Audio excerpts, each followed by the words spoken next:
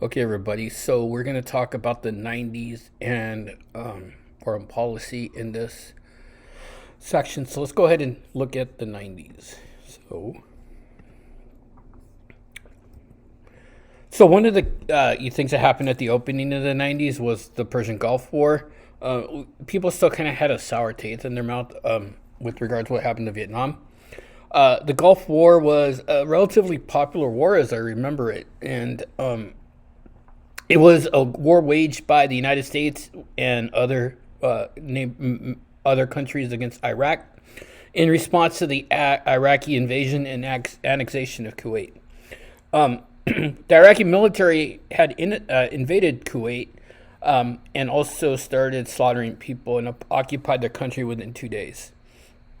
The initial conflict to expel Iraqi forces from Kuwait began as an aerial attack and a naval bombardment on January 17, 1991, which continued for 5 weeks. And this bombing was covered on CNN, which I, clearly remember as yesterday when I sit down and think about it. I was really young at this time, but I was actually thinking of going into the military at this time. But this is I kind of waited back a little bit and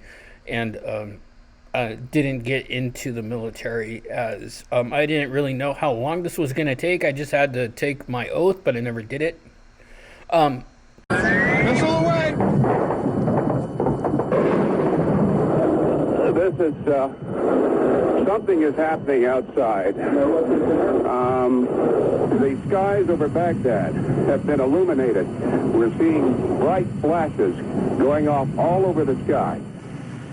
The sky continues to be filled with tracers as the anti-aircraft weapons continue to fire. Another huge, loud burst from the ground. More tracers going up into the air over the city. And there's a lot of fire going up. And as I say, these bombs continue to come down occasionally on the ground here. There's no sign that any of the aircraft that are involved in this, not from Iraq but from the Allied forces, have suffered any damage. Pentagon officials say it should have come as no surprise that this attack started tonight. They say that the United States wanted to start the attack at night. There are specific targets for almost 5.5 months. The United States has outlined virtually every strategic target in Iraq and occupied Kuwait. A young Wolf Blitzer at the time. Let's bring in our senior international correspondent, Nick Robertson. He was 20 years younger as well. Unlike me, Nick, you were actually in Baghdad with Peter Arnett and John Holloman and Bernie Shaw. Tell us, first of all, what your job was at the time. I was the engineer. At that time, we had that four-wire communication device that allowed us to keep broadcasting after the communication center, the telephone exchange in Baghdad, got hit. It kept us on the air. It made a difference. That was one of my jobs. I'd smuggled in a satellite telephone that we would use after the phone communications got destroyed. That was the plan. My job was to kind of keep us on the air technically, and I must say, learn at the feet of some great journalists. How scared were you as you saw the skies over Baghdad being illuminated, as Bernie Shaw memorably said? Wolf, it's almost sort of chilling just to listen to Bernie and to hear him say those words that we've heard so many times from 20 years ago. It was a formative time for me, and I really was learning. And one of the things I'd learned was about being safe. And I was one of the first people in the bomb shelter that night. I got down so quickly, I think there was no one else there. So I came back up and checked out on what was going on and went back down again. But what I learned from Bernie Shaw and from John Holloman and from Peter Arnett was when you're going to report, you need to be there to see it, to watch it happening. So come shock and awe 12 years later, I wasn't in the basement. I was on the roof of the hotel. And I owe that to those great journalists because they imbued me with the skills that I share with our audience today. It's hard to believe, 20 years later, the whole Middle East, obviously there have been significant changes, and certainly in Iraq, Saddam Hussein is gone, not as a result of the first Gulf War, but as a result of the second war, the war in Iraq that started in 2003. As you look at these changes over the past 20 years, what goes through your mind? Because you spend a lot of time in that region. Wolf, I think the longer time you spend covering wars, the more you ultimately realize almost the futility of it. Between the first war in Iraq and the second, the war in Bosnia, 250,000 people killed. And when you look at it today, so little really on the ground changed, slightly different political dynamic. When I look at the Middle East today, so many lives lost and for what gained. And I think that's the perspective that you get from covering wars close up, is that you realize there's a certain amount of futility in what is actually gained by either side at the end of the day. So it's saddening to witness so much loss of life. Kuwait unilaterally increased its oil production, which caused a drop in world prices and damaged the already kind of precarious economy of Iraq. This and Saddam Hussein's anger at the refusal of Kuwait and Saudi Arabia to forgive Iraqi debts prompted Hussein to prepare for war. Within 100 hours after the ground war started, Saddam Hussein accepted a ceasefire. The Iraqis pulled out of Kuwait after setting its oil fields on fire and dumping huge quantities of crude oil into the Gulf. In total, the United States lost 148 Americans in the 6-week conflict, while some 100,000 Iraqi soldiers and citizens were dead. And at this time, George H.W. Bush's approval rating soared to 90%. While domestic oil prices dropped after the Persian Gulf War, our economy slid into a recession. And by the spring of 1991, Bush reluctantly agreed to demands by Congress leaders to raise some new taxes. And one of his his campaigning points was no new taxes. Read my lips, no new taxes, which kind of came back. And I'm the one who will not raise taxes. My opponent now says he'll raise them as a last resort or a third resort. But when a politician talks like that, you know that's one resort he'll be checking into. And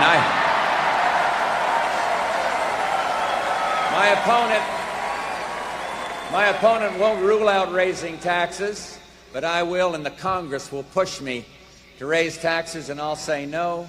And they'll push, and I'll say no. And they'll push again, and I'll say to them, read my lips. No new taxes.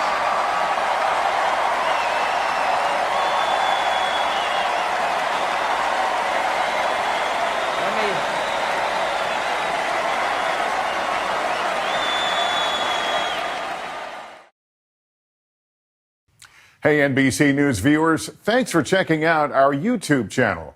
Subscribe by clicking on that button down here and click on any of the videos over here to watch the latest interviews, show highlights, and digital exclusives.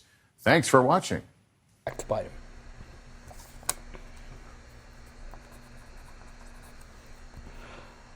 By 1992, all key elements in the economy were retracting. Consumer confidence was at a record low, and we had unemployment up to almost 8%. The Federal Reserve slashed interest rates, but the economy still failed to pick up. There was also instances of civil unrest during this time. The LA riots happened on April 29th, 1992. This led kind of from tensions that were traditionally existed between the African American community in LA and the LAPD. And also the relationship between Korean Americans and African Americans was not good at that time. In 91, some LAPD officers pulled over Rodney King, who was driving under the influence, and they beat him. And it was recorded on and played on every television station. Subsequently, these LAPD officers were found not guilty, and riots, kind of out of anger, spurred into South Central LA, areas like Compton, Inglewood, up into the USC area, all the way up to Koreatown. And there was a tradition of distrust between the African American community and the LAPD, and the African American community and the Korean American community. There was some tensions because during the time there was a young lady who was shot by a Korean store owner, and there were a lot of Korean-run businesses in South LA at the time. As a week of pretrial motions ended today in the case of the 4 Los Angeles policemen already indicted in the Rodney King beating, the county grand jury signaled that will be the extent of the criminal case. 17 other so-called police bystanders at the beating scene will not be indicted, a development noted with frustration by the Los Angeles County Attorney, whose office presented the evidence. Now, however morally wrong their failure to intercede, in California law there is no criminal statute under which these officers can be indicted. The inaction of the 17 officers may now be investigated by the U.S. Attorney's Office for possible civil rights violations. But of greater concern, said the county attorney, are the results of interviews with some of the police bystanders.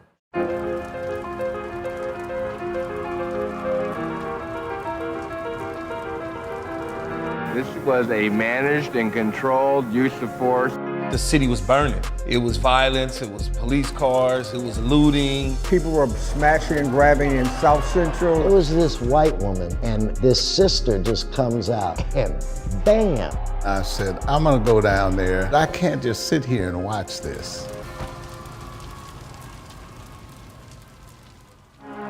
This verdict, I couldn't see how they could call it anything else. I mean, you have it right there. Blacks expected for justice to be served. Not guilty of the crime of assault by force. It was a setup. Not guilty. In Simi Valley, next to the Reagan Library. What the hell do you think? It's not a jury of your peers. People just lost it. It was like pressure building up and it just burst.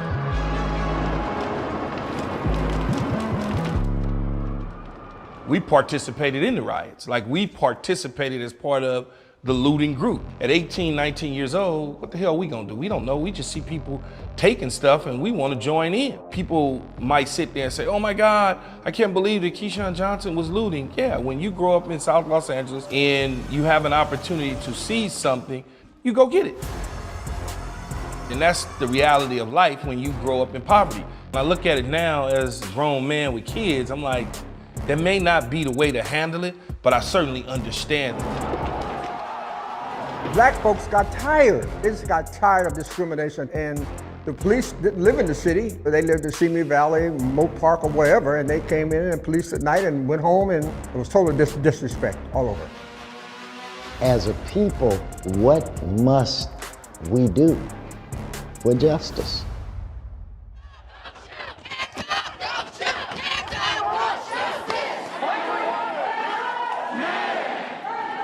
In 1992, white people were still in their backyards looking at us and laughing. Now you fast forward to 2020, it was a totally different situation across the world. I have a 12-year-old daughter, and she was out marching with her white friends. So you could tell times was changing. People was kind of getting on board, not just because it was a popular thing to do, but it was the right thing to do. Black Lives Matter! I can't breathe! I can't breathe! I think people learned a lot of things over these past 30 years. 2020 was different than 92, but yet there were similarities as well. Diversity being number one, and the locations selected to do these marches, I thought were strategic choices. We have to come together and say what's best for us versus what's best for me. I feel that we need to hold folks accountable. No longer can we allow the police to do what they do and just say, oh well. That ain't gonna work. Through the pain and the struggle, I survived top 5, now I'm gone with the wind. 30, 40 years ago, you may have had one, maybe two players that had an opinion about things that were going on. Now you have whole leagues making a stance about some of the injustice. Now with my back against the wall, see I never fall. One of the greatest stories that's never ever told. I can't think of a better group of individuals to ensure that this conversation continues, because people are going to listen to them, that they will broaden our soapbox. And because it's them, I think that more people that are not black will listen. Struggle is part of the process, it's hard to digest, but let me digress, and maybe I'll press on to the next journey. I've been yelling for some help, and I know that they heard it. Until the owners of these corporations and owners of these teams really drop their guard and say, you know what, I'm gonna change and I'm gonna make something different now, we still gonna have these issues. Right here, right now was a whole lot better than the place I've been. Man, I gotta be stronger, wiser, better than I was before. Gotta stay on guard, and I know that's hard, cause I don't know what's in store. Maybe I'll go where to, don't know. when I'm back against the wall, I'll be good.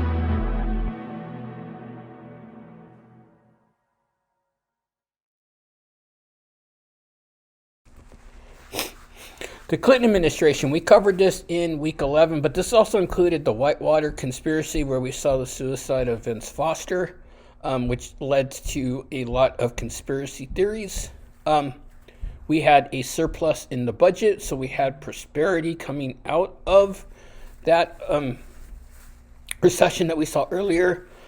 Clinton also helped negotiate peace in Yugoslavia through the Dayton Accords, practiced a concept of neoliberalism, reform of welfare. He was impeached and victorious for 2 terms, and during the impeachment, his approval rating actually went up.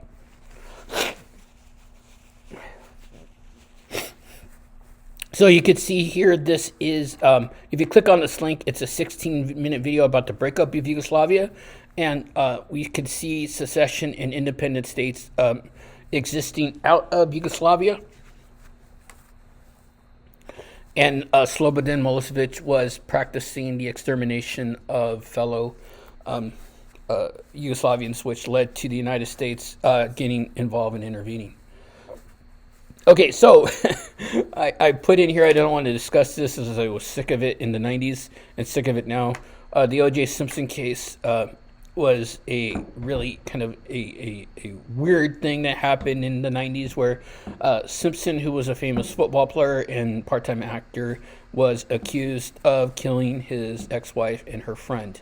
The reason I don't want to discuss it in detail is because, man, I lived through that, and it wasn't fun. It was on TV all the time, and we had a lot of differencing of opinions in it. I did see OJ one time in Vegas, so jokes aside, I kind of went the other way when I saw him. But, you know, kind of jokes aside, it did create racial tensions as it became kind of a black versus white issue. If this was a political science 101 class, we would maybe talk a little bit more about it, but a lot of people tend to think O.J.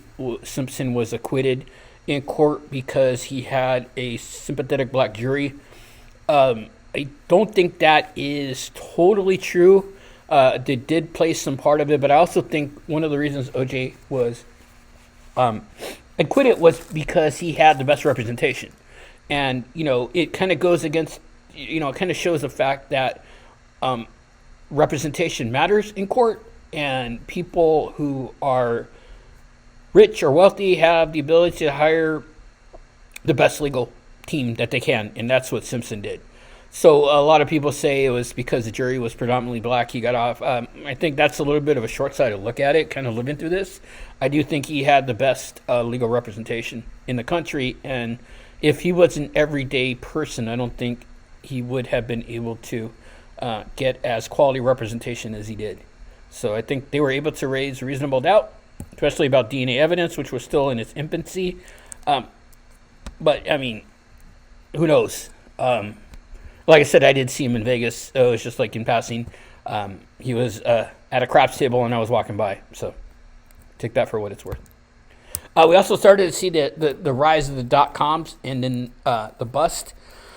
The stock market bubble caused by excessive speculations on internet-related companies in the late 90s. In a period of massive growth in the use of internet and the adoption of the internet, a lot of things came up, like Amazon, but also things like GoDaddy, and a lot of these companies that either they became really popular or they crashed. So during the .com crash, many online companies such as Pets.com, Webvan, and Boo.com all served as several communication companies, such as WorldCom, Northpoint Communications, Global Crossing failed to shut down. One of the first ones I remember is American Online. I'm not too sure if it still exists, but it was pretty popular. It's called AOL. And used to be able to go into chat rooms and talk to people, and it's really at the kind of the nascent of the internet craze that happened in the late 90s, and where people were making money off of .com stocks, but those were very kind of tumultuous and at times weren't sustainable. So Axe Jeeves was the first internet search engine. It lasted into 2005 and became Ask.com. Amazon started out by selling DVDs and books. Today, they're $1 billion company that sells almost everything. Google was founded in 1998. Along with Amazon, Apple, and other companies, they have revolutionized our tech, and they're still around today. So we'll talk about foreign policy next. Okay, everybody, in this chapter, we're going to talk a little bit about foreign policy. And, there's been kind of some approaches to foreign policy that are different among the left and the right. So let's go ahead and take a look, and then we'll try to put a definition to some of these things. So if we look as of 2020, the United States has the most expenditures toward military. And it's kind of the practice that we have always continued where, we kind of need to build a strong defense. And, if anybody knows sports, and especially in basketball or football, usually a strong defense is one of your best offenses as well, right? So just kind of, looking at other countries, China, India, those are countries with huge populations. So, those numbers may be skewed a little bit, but we definitely spend a lot more for military here in the United States. And I think if we can even break the number down a little bit more, we could see if it's going toward salaries or hardware, and I'm always, of the mindset and for increasing payments to our service members, paying them more, and maybe and cutting in some different stuff that maybe wasteful that we see. I come from working at government as well, and I know how there could be waste in government, and we can tidy that up. Okay, we also have this concept of idealism. Wilsonianism is an example of this, where we feel that we have the moral duty to spread democracy, protect human rights, enforce religious freedom, freedom of the press, and economic freedom throughout the world. And when we look at things like, ideological stances on issues, there is a ideological stance called neoconservatism, which kind of ties into that feeling that we need to spread democratic values throughout the world. And that's based off of kind of how you feel personally about what we should do. And when should we get involved in a conflict? When should we impose our will? And I think one of the things that the chapter really addresses here is that we need to look after human rights. And if human rights are being violated, it might be our moral duty to get involved, whether it was in Bosnia in the 90s, Somalia in the 90s, and maybe things like in Afghanistan in the 2000s. It might be our moral obligation to step in and protect those who can't protect themselves. But then it's always a matter of perspective and a matter of how you feel through your own ideology. Another approach to foreign relations in the U.S. is realism. And this is the theory that countries should act abroad only to protect a national interest, whether it's economically related or security related. And this elite struggle for power is all universal in international politics, as a struggle among global elites, whether it's the United States and China, the United States and India, the United States and Iran, the United States and Russia. So there's always going to be kind of these countervailing approaches toward foreign relations and maybe some type of theory on when to get involved. Now, if we look at this kind of from a branch of government standpoint, the executive branch's role in foreign policy is to interact in diplomacy with other countries. Remember, the president has the power to negotiate and sign treaties, which the Senate has to ratify or confirm. The president can also issue executive orders, which we've talked in the past, which direct executive officers or bureaucrats to enforce a certain type of law. Right? So, the president can give a directive to the Department of Defense, the Department of State, to act out a certain law, and it has the same weight as a law that is passed by Congress. If we look at the legislative branch's role in foreign affairs, their duties are to regulate commerce with foreign nations, in some instances declare war, support an army and a navy and a military here in the United States, and also kind of make rules for the government and regulations of the land and naval forces. And as we know, at times that could even involve things like rule of engagement in military practices. But if we look at the Constitution and its effect on foreign affairs, The Constitution also makes two of the president's foreign affair powers making treaties and appointing diplomats, and it's also dependent on Senate approval. So we could see the two branches kind of interacting, and as we know, these are part of our system of checks and balances that we talked about earlier in this term. So some of the examples of clashing, remember in the 2000s, Obama wanted to close Guantanamo Bay. Many insurgents are detained at Guantanamo Bay. Obama had sought to have the prison closed, and at that time it cost about $445 million a year to operate Guantanamo Bay, where we have people that are considered to be enemy combatants and are held there without due process of law. And remember, in the case of Hamdi versus Rumsfeld, the Supreme Court found that if a person is not a U.S. citizen and is considered a enemy combatant, then they could be held indefinitely without due process rights. So obviously, it costs a lot of money to operate Guantanamo Bay, and in fact, they have already moved out a lot of prisoners out of there, and I think the numbers are something less than 100 insurgents are still at Guantanamo Bay. But we could see examples of, where Obama tried to institute a policy and Congress wasn't too keen on it. Republicans in Congress, as well as those in the Democratic Party, criticized the transfer of prisoners or insurgents out, accusing Obama of trying to fulfill his campaign promise at the risk of detainees reverting back to terrorism. So you can see this kind of in play here, where there's a couple of different things going on. Obama was trying to act good on his promise, but at what cost would that have been? And that's something that we can look at from an ideological perspective. And, you can always speculate, but we really never will know for sure. There's also some approaches to foreign relations in the United States. One of it is unilateralism, and this is kind of a George W. Bush type issue, or a George W. Bush type of philosophy, where we have a situation where the more powerful states, and when we use the word state here, we're talking about countries, usually don't act with what multilateral norms are and adopt a more self-centered foreign policy, or even a more kind of a isolationist type policy.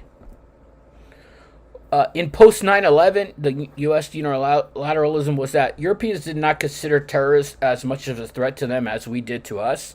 The U.S. still saw it as a threat, and that kind of led to something called the Bush Doctrine, where we had an anti-ballistic missiles treaty, where it was originally a arms control treaty between the U.S. and the Soviet Union on the limitations of ABMs, or anti-ballistic missiles, and it kind of evolved into what the United States could do as well, as far as maybe acting out without UN approval or outside of the scope of what the UN wanted.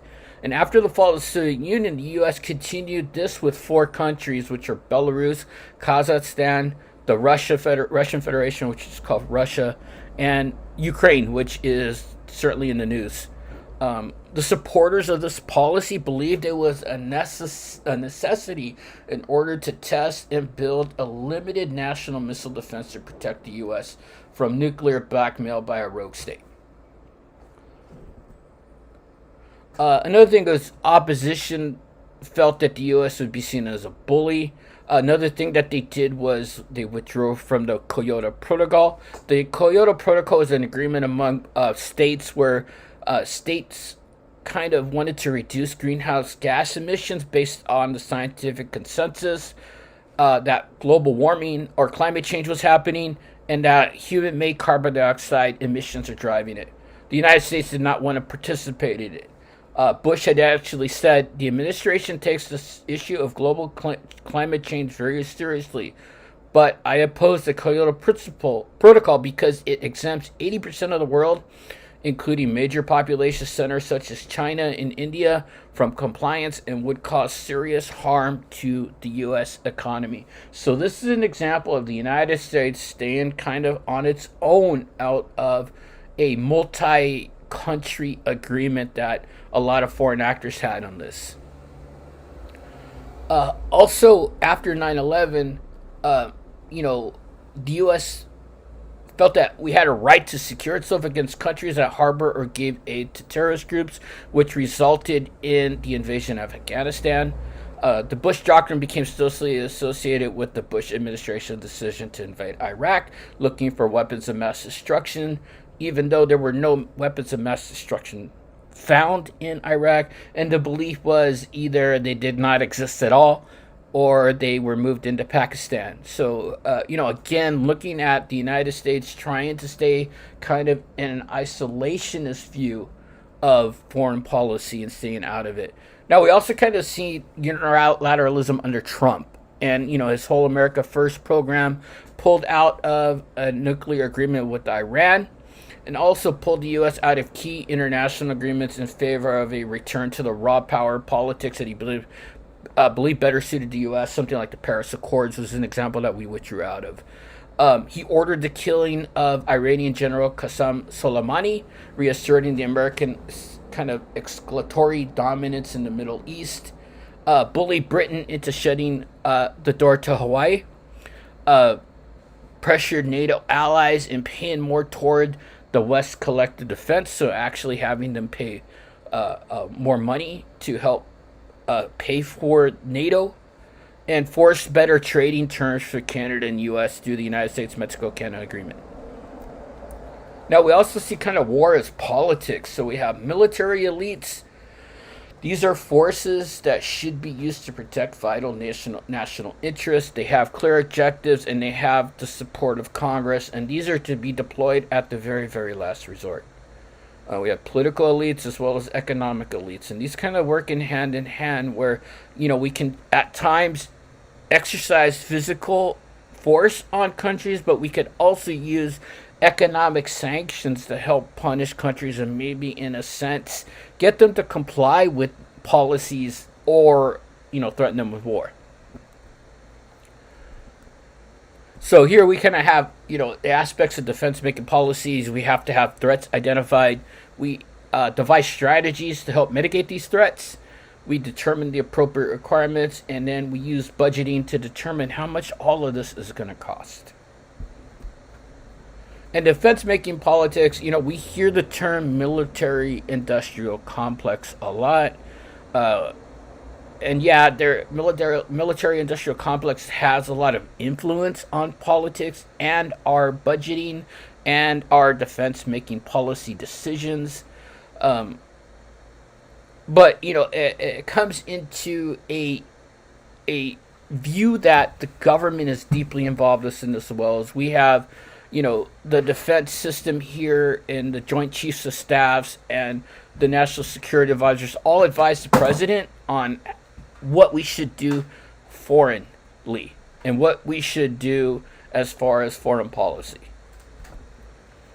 Currently, we have about 1.5 million men and women in uniform.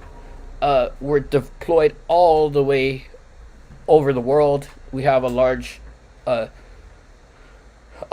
contingent in South Korea. Afghanistan has been pulled back a little bit, and we have military forces all over the world. And I just don't like to count military forces. We also have to count their families because they're affected in ways as well. And they're trained for combat, peacekeeping, nation building, and I think even some instances humanitarian processes or humanitarian missions. Let's have the United Nations Security Council. The primary goal of the United Nations Security Council are peace and human rights. The Security Council holds the real power. They could deploy forces to a conflict, and we've seen action happen in Korea, Kuwait in the 90s, Iraq in the 90s, Iraq again in the 2000s, and Afghanistan. 15 members, 5 have extraordinary veto powers: China, Russia, Great Britain, France, and the U.S. We also have NATO. NATO's been in the news a lot lately with the Ukraine and the issues going on there. NATO developed out of World War II, the North Atlantic Treaty Organization. It was a response to Soviet aggression during World War II, and that aspect to try to contain communism And an attack on one NATO country would be an attack on all, and kind of a joint military command was established. We saw the kind of the collapse of communism in the late 80s. This was a direct result of Soviet President Mikhail Gorbachev renouncing the use of military force that had kept those Eastern European bloc countries, the countries all in Eastern Europe west of Germany, got them out of power, put a little bit more democratic government into power, and we started to see the declining of communism throughout the world, even though we still have a few communist states around here. NATO intervened in Yugoslavia. Remember, Yugoslavia does not exist anymore. It was broken up into a bunch of independent countries. NATO had intervened in Yugoslavia to halt the genocide against Bosnian Muslims. Slobodan Milosevic was committing a genocide and a NATO air campaign against Serbian targets ended this aggression. So you have a bunch of little independent states throughout what used to be Yugoslavia. We saw NATO action in Afghanistan. Only time NATO alliance was called to respond to an attack on a member after the 2001 terrorist attack here in the U.S. on 9/11. Had a military victory out of Al-Qaeda and the Taliban. The U.S. turned over command of its military forces in Afghanistan to NATO in 2003. And NATO created an International Security Assistance Force. And if you ever take the Political Science 101 class, you're going to kind of learn how, in a sense, Afghanistan is considered a failed state. We try to implement democracy, and it didn't really work. And just most until recently, we had troops up in Afghanistan, and a lot of them have been withdrawn. Also had NATO over Libya. Libya was going against a lot of what NATO was putting up. A lot of human rights violations, and UN resolutions call for the protection of Libyan citizens against dictator Muammar Gaddafi, and an air mission under U.S. general was implemented. Now we have some threats. We have nuclear threats. Only about 9 nations have nuclear weapons, and there is really concern. And I remember growing up in the 80s.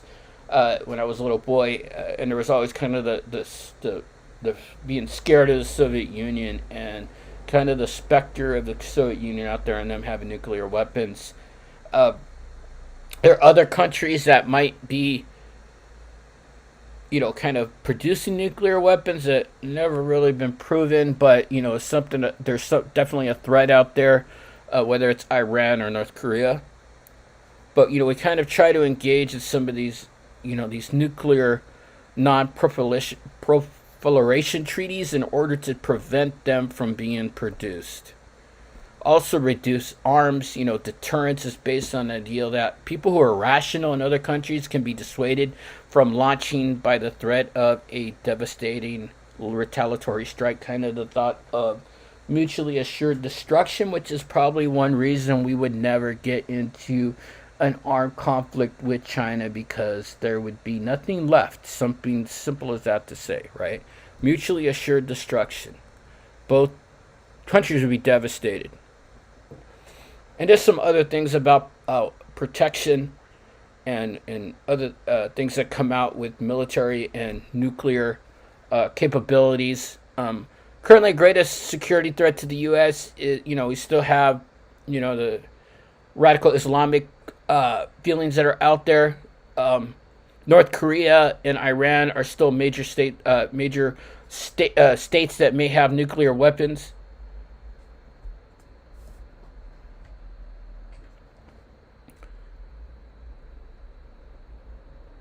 And it's kind of the thought that we have a grasp on what countries are producing nuclear weapons and what we need to do in order to maybe calm it and not let the fear that we had in the 80s come back. Russia always have a terrorist threat. I think now, with some of the things that have been going on here in the country, one thing we always have to take a look at is domestic terrorism as well as international terrorism. 9/11 showed that we had a lot of unified feelings during that time, but I think a lot of that has gone away. And we've seen trust in government and supporting government diminish over time. Whether we're left, whether we're right, we all have different feelings of the world and how the world should be looked at. And it could be a very divisive issue when we talk about things like foreign policy and domestic policy. We talk about domestic laws that have been put into place to, kind of react with repressive measures like the Anti-Terrorism and Effective Death Penalty Act, which came out of a result of a form of domestic terrorism in Oklahoma City in 1995. We talked about the Patriot Act and how that has kind of whittled away at some civil liberties that we've had. We currently are always engaged in the global war on terror, and how some of it is looked at in the things that come out of what our war on terror is. We have Operation Enduring Freedom, which was as a result of Al-Qaeda's attack on the U.S. here in September 11, 2001. And bin Laden was eventually killed in Pakistan in 2011. So, we still have an ongoing terrorist threat. And like I said, both domestically as well as foreign threats. Talked a little bit about enemy combatants in the past. We deal with a lot with drone warfare. Unmanned drones locate and attack targets, civilian casualties, and a lot of it was also aided by the Pakistani military during that time. Operation Iraqi Freedom, the war in Iraq, which we talked about. We look at the United States and global trade. The United States is definitely an economic elite. We saw two of the first banks to collapse due to the U.S. mortgage meltdown were also in Germany and Britain. And here's our GDP. GDP is typically the amount of money that a country is making. So our GDP is about $20 trillion. Our national debt is about $23 trillion. So we do what's called deficit spending. So we're spending more than what the money we're taking in. Okay, so this is what we got. Just a little bit more going forward. You're not going to need to know any of this too much, but just keep an eye about GATT and the World Bank and all stuff like that. And this is something that will be looked at more in Political Science 101 if you take that class. Okay, that's all I got. Thank you.